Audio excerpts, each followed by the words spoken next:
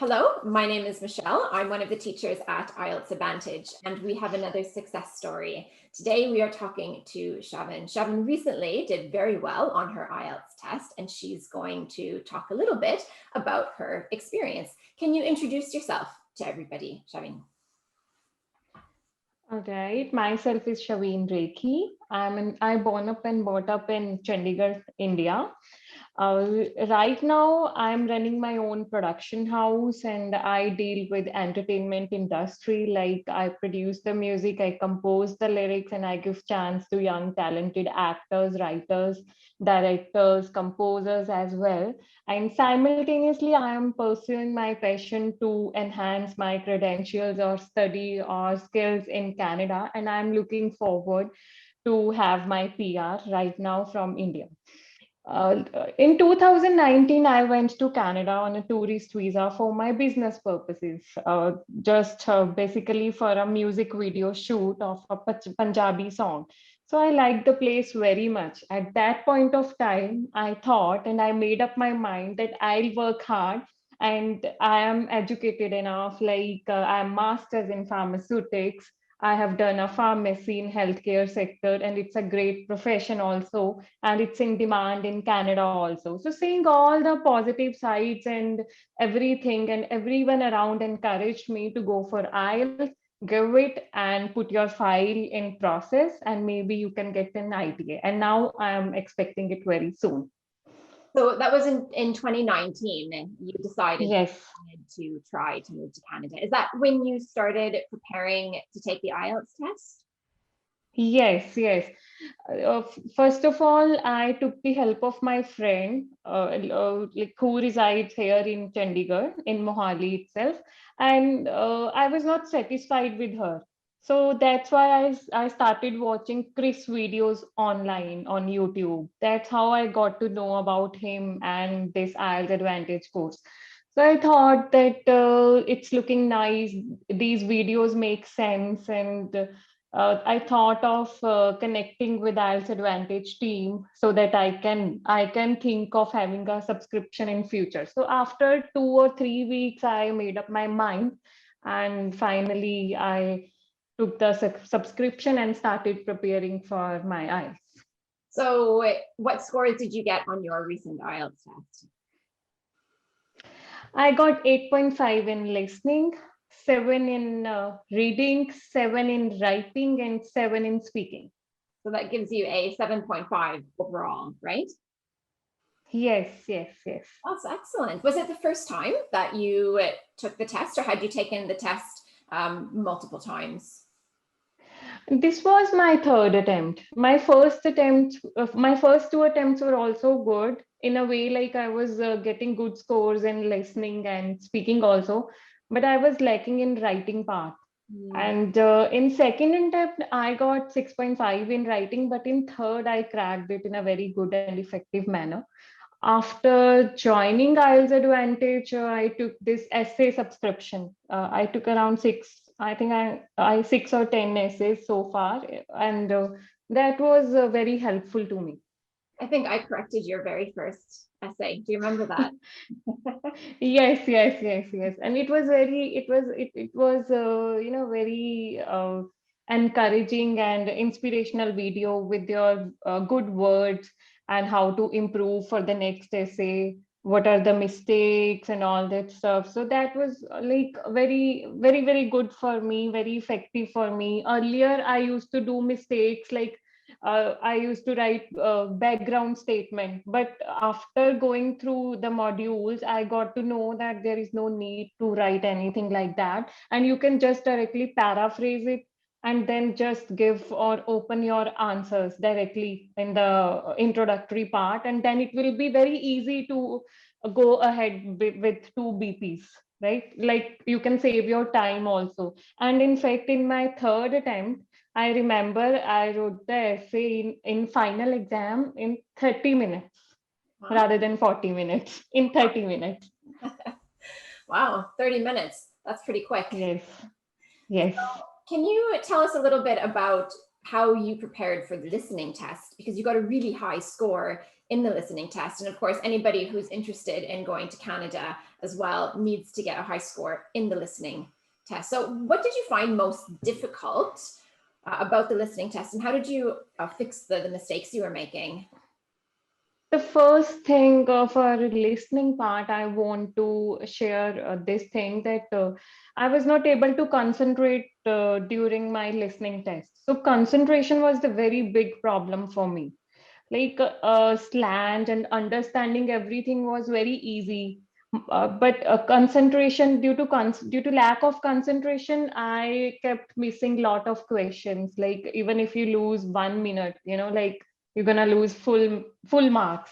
So this was the basic problem with me. So I corrected it with meditation and yoga. I think if you do regular exercise like 15 or 20 minutes before you do your listening papers in the morning, I can say before you practice that, then it's great beneficial and it's of great help to everyone, I think. So whatever what I did for listening part, always I do listening in the morning. Like whenever I used to get up in the morning, like around 7 a.m. or 7:30 a.m., right? And I prefer meditation. And after that, I did my practice test, listening test. And after doing it, I corrected my mistakes, whatever questions I did wrong. I used to analyze them, re-record, or like reattempt them again and again by listening the recording, and then in this way I proceeded with the practice tests. I think a lot of people these days have trouble concentrating in the listening and in the reading test as well. It's a long time to just focus 100% on something, isn't it? So yeah, Yes. meditation I think is great because it does help calm our mind and help us to pay attention to things. So that's really Yes. I think two things a person can do. One can do regular exercise or meditate or yoga for 15 to 20 minutes, although it's not for an exam, but it's good on a regular basis also. And second thing is practice listening test in the morning, because at that time you are at your best energy level, best concentration, without any stress, without any like less energy or something, so you can do your best, so you can be habitual to it. And you're a very busy lady. It sounds like you're a very busy lady. So you were quite disciplined, weren't you, with your preparation? So you made a point of doing it in the morning, and then you fit it in, because I'm sure your days get busy, and then but you did it in the morning, so you always managed to get it done, which is good. Yes, because after completing listening and reading in the morning, then I used to have lot of time for myself and to do other activities and everything. So that was something very balanced approach for me. You said that you analyzed your mistakes in the practice listening tests. Did you learn anything about why you were making certain mistakes? And did you have to do anything in particular to fix or improve those weaknesses? Yes, the first thing I already discussed with you about concentration part. The second thing, whenever I used to do more than two or three wrong, right? So I analyzed myself. Basically, I was doing mistakes in MCQs, multiple choice questions. I was doing three or four wrong MCQs, but after whenever I used to complete my test, after that, whenever I analyzed it, I re-recorded. I tried to I tried to redo the test, that three or four questions which I attempted wrong. So I think the only way to make it correct is to redo again and again, because listening is something like nobody can teach you.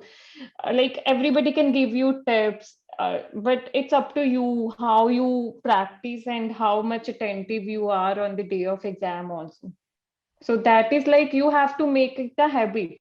Like if you want to get 9 in listening or 8.5 in listening, then it's very important to do regular practice. I think this is the only way. Yeah, regular practice is really important. Would you say that you needed to improve your vocabulary in order to get more questions right on a practice test, or was it about sort of understanding native speakers' pronunciation or accents? Did that help? Is there any sort of listening skills that you felt you needed to improve, or strategies that you needed to learn that helped you increase your score? I think I used to watch a lot of TED Talks. I used to watch it. I used to watch a lot of documentaries also. Even my vocab was very poor. In fact, like I have made a lot of changes in myself, like in terms of pronunciation also. It was very bad. Although I studied in Punjabi medium, but now I am able to, express everything with native speakers also. I'm confident also. So it took me around 5 to 6 months to grab a command on vocab also. So what I did for that, I used to read newspapers also. Whatever good word I came across, I used to write that, and then I used to imply, or like I utilize it in daily routine, in my daily routine. Like if I'm talking to my friend or conversing with anyone, I used to practice that word again and again in speaking also, and in reading also, writing also. I think for vocab, it's you can go through a lot of newspapers. You can be attentive to. You can learn new things from a native speaker also. You can do anything. Like it's up. It varies from person to person how to learn. I think if one has to go for an exam, one should learn in a very fun-loving way, like kids do. Like kids are very good, like they catch everything very easily, because in a subconscious mind. So IELTS is just this thing that you can grab anything, but you know that this is your target. For that target, you immerse yourself in such a way that you also enjoy yourself, like throughout the journey. Well, if you manage to enjoy preparing for IELTS, that's fantastic. That's like Yes, the whole journey more enjoyable. Yeah, so it sounds like yes. that's really a really good mindset. And it's really motivating, I think, for other students who are perhaps struggling with their IELTS preparation to think about how they could perhaps make it more enjoyable. It sounds like you were following Chris's strategy for improving your vocabulary, reading and listening a lot, and learning new words. And what I like about the way you speak English is that you've clearly improved your vocabulary since I marked your first essay. And it's so much more natural now. Like the way that you're using the language is so much more natural than what I first saw with your essay. So Thank that's you. fantastic. Thank you so much. You made some great improvements. So what's next for you, Shavin, in your life? In my life, like I'm looking for an IPA, and the moment I'll get PR, I'll be shifting my base to Canada, and I'll be starting a new life over there. And I'll be setting up my own production house. I'll be making it very big. It's now on it's also doing well right now. My latest produced song gonna release on 28th of March, this Holi. So I'm looking forward to it, and I wish that more people should join our company and make it. I want to make a name and fame in entertainment industry, also being a producer also, and side by side, I want to achieve CLB 10 also. So I'm gonna give exam again, and I'll try my best to get CLB 10. So I would be studying again from IELTS Advantage for that, because I think I still 4 essays are left which I can do. So I'll be submitting that in order to get 7.5 or 8 in writing. So let's see how it goes, but I'm very hopeful. Oh, fantastic. What's the name of your company? Do you want to share it with us?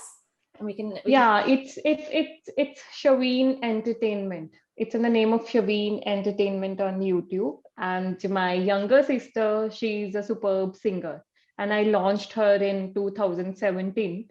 And the song garnered lot of views. And our last song was together. Like I performed with her. I performed as a model and actress, and she sung the song. So it got super hit. Like it was covered by every media, every social media. I know, I think you don't know. I'm not aware about this thing, whether you listen to Punjabi music or not, but ours was like superb one, last one. And, because of the adulation and appreciation I got from my last hit music video, I'm coming up with lot of future projects and will be entertaining the audience through our meaningful songs. So let's see. That's fantastic. I'm definitely going to go have a look at your YouTube channel for sure. Yes, thank you. Thank you so much. Well, thank you. And in fact, and in one thing I want to let you know that whenever the first advertisement I got about this IELTS Advantage on my own channel, I was going through my own channel and suddenly I got like IELTS Advantage ad over there for the very first time. Oh, how interesting. So from the, yes. Oh, how interesting. Oh, what a neat. And that too on, yes. Fantastic. Well, thank you so much, Shavin, for sharing your journey with everybody and for your advice. It's been really interesting talking to you, and I look forward to seeing your next essays. We'll see if I get one of your next essays soon. Help you get to 7.5 or Band 8 level. Yes. Thank you. Thank you so much. Hey, Chris here again. Hopefully you enjoyed that success story video. That student was part of our IELTS VIP course. And on that course, we show students exactly where they're going wrong and exactly what to do to get the score that they need. And we give them all the help and support that they need in order to get a 7, 8, or even 9 in their IELTS test. Now, we only work with a really small number of students. Because of the level of help and feedback and support that we give students, we can only work with a very small number of them. But we also have more success stories than any other online or offline course in the world, which has created a huge amount of demand for our course.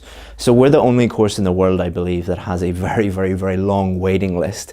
If you want to join that waiting list, all you have to do is just click here and you'll be able to add your name, add your email address, and then when one of our students becomes successful and leaves the course, the next position can be for you. Hopefully see you in there. Bye-bye.